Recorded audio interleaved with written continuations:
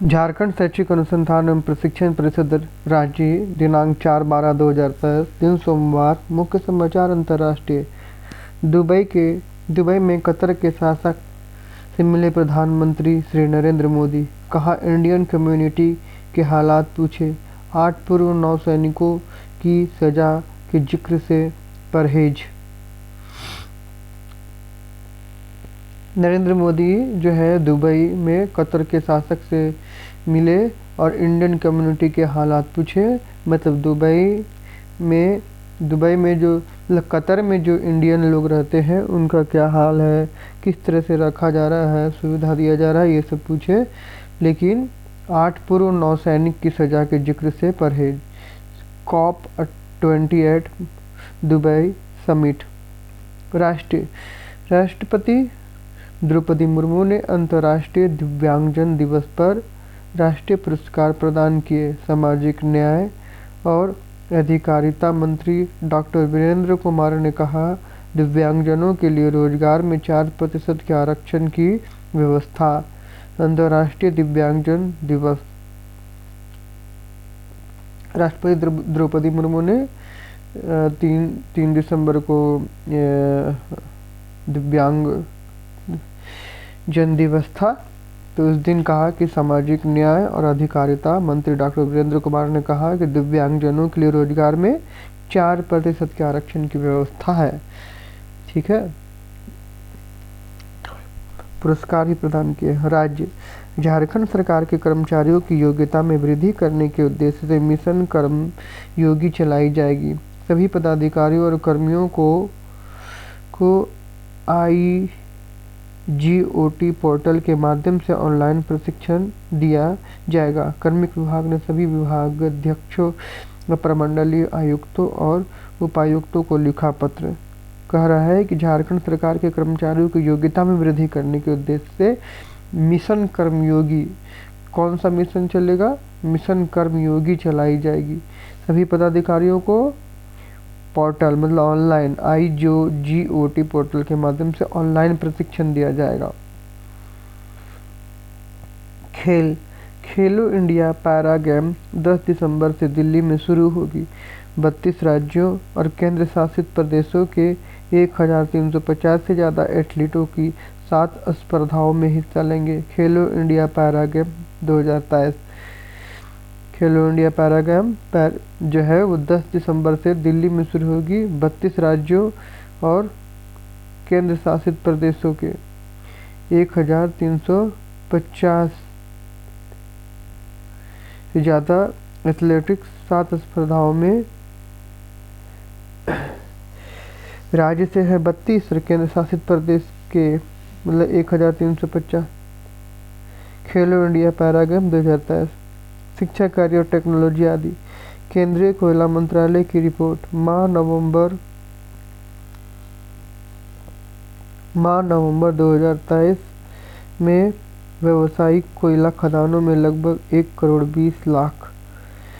केंद्रीय कोयला मंत्रालय की रिपोर्ट। माह नवंबर 2023 में व्यावसायिक कोयला खदानों में लगभग 1 करोड़ 20 लाख की वृद्धि हुई है। कोयला उत्पादन में रिकॉर्ड वृद्धि दर्ज की गई है। 1 लाख टन कोयला का उत्पादन हुआ। पिछले वर्ष की तुलना में 37% की वृद्धि हुई है। मतलब कोयला बहुत ज़्यादा निकाल लिया गया है।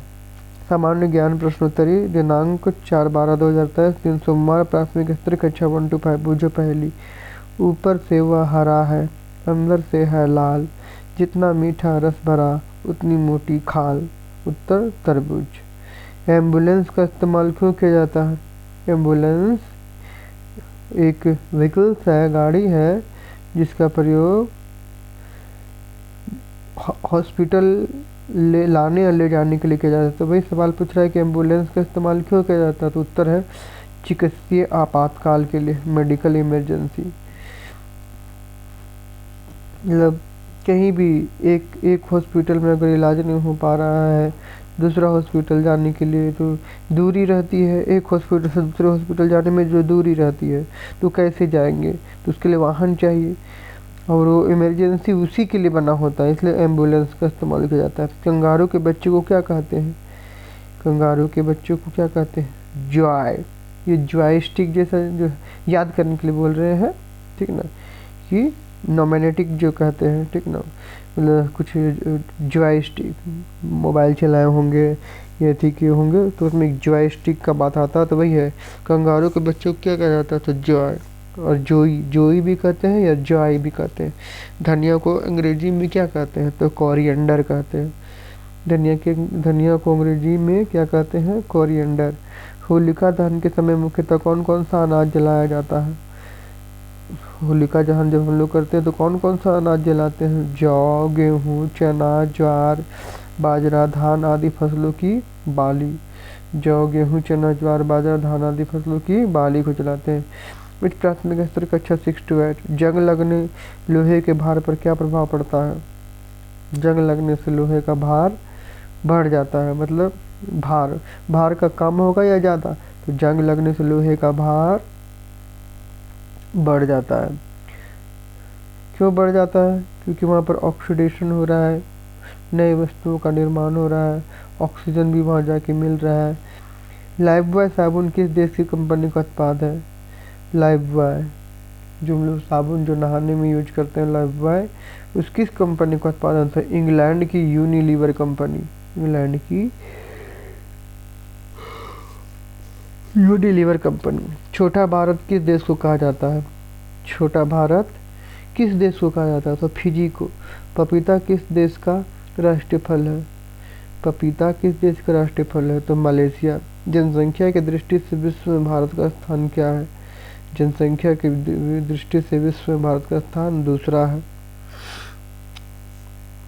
गुजरात में स्थित दुनिया की सबसे बड़ी प्रतिमा स्टैच्यू ऑफ द यूनिटी की ऊंचाई कितनी है, 182 मीटर। गुजरात में स्थित दुनिया की सबसे बड़ी प्रतिमा स्टैच्यू ऑफ द यूनिटी की ऊंचाई 182 मीटर है। ऐसा कौन सा देश है जहाँ पर 7G नेटवर्क चलता है, उत्तर जापान। ऐसा कौन सा देश है जहाँ पर 7G नेटवर्क चलता है, उत्तर जापान। सावन हरे न भादो सूखे मुहावरा का क्या अर्थ है, सदा एक सी दशा रहना। सावन हरे न भादो सूखे मुहावरा का अर्थ है सदा एक सी दशा में रहना। भारत में कुल कितने संरक्षित समुद्री क्षेत्र है, उत्तर 5। भारत में कुल कितने संरक्षित समुद्री क्षेत्र है। संरक्षित समुद्री क्षेत्र मतलब भारत में कुल कितने संरक्षित, मतलब जिसको जो भारत के अंदर है, 5। विश्व तीरंदाजी प्रतियोगिता 2023 का आयोजन कहाँ किया गया था। विश्व तीरंदाजी प्रतियोगिता 2023 तीर का आर्चरी का कहाँ किया गया था, तो बर्लिन जर्मनी में। आज के अपडेट के लिए इतना ही। अगले अपडेट के लिए मिलेगा दूसरे वीडियो में। जोहार झारखंड।